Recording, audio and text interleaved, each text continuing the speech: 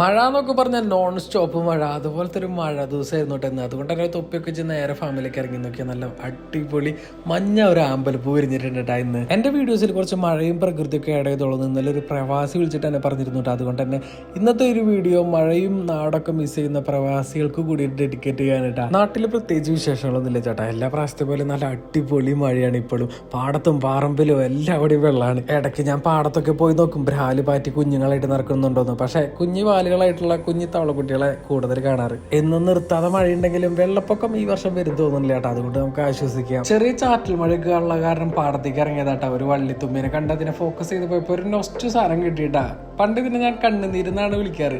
ഇത് കണ്ണിൽ വെച്ച് കഴിഞ്ഞാൽ കണ്ണിന് കാഴ്ച കൂടുന്നു, കുളിര് കിട്ടുന്നൊക്കെ പറഞ്ഞിട്ട് ഒരുപാട് യൂസ് ചെയ്തിരുന്നു. സത്യത്തിൽ ഇത് എന്താണോ അങ്ങനെ ഇരിക്കെ പാടത്തിന്റെ ഇടയിൽ ഒരു എനക്കം കണ്ട് നോക്കിയതാട്ടാ. നോക്കിയത് എന്താന്ന് മനസ്സിലായോ? ഈ കരിങ്കുട്ടീനെ. ഇത് നമ്മുടെ കുളക്കോയുടെ കുട്ടിയാറിടാ.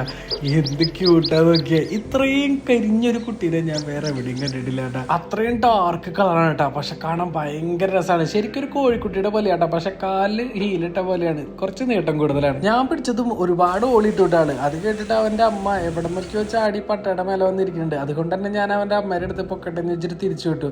ആള് ന്യൂജനാണെങ്കിലും പക്ഷെ നീന്താനൊക്കെ അറിയാട്ടാണ്. നമ്മുടെ കുഞ്ഞൻ കുളക്കോഴി കുഞ്ഞിനെ ഇഷ്ടപ്പെട്ട് കഴിഞ്ഞാൽ ലൈക്ക് ചെയ്യാനും ഫോളോ ചെയ്യാനും മറക്കല്ലേ. അപ്പൊ ഇനി അടുത്ത വീഡിയോയിൽ കാണാം.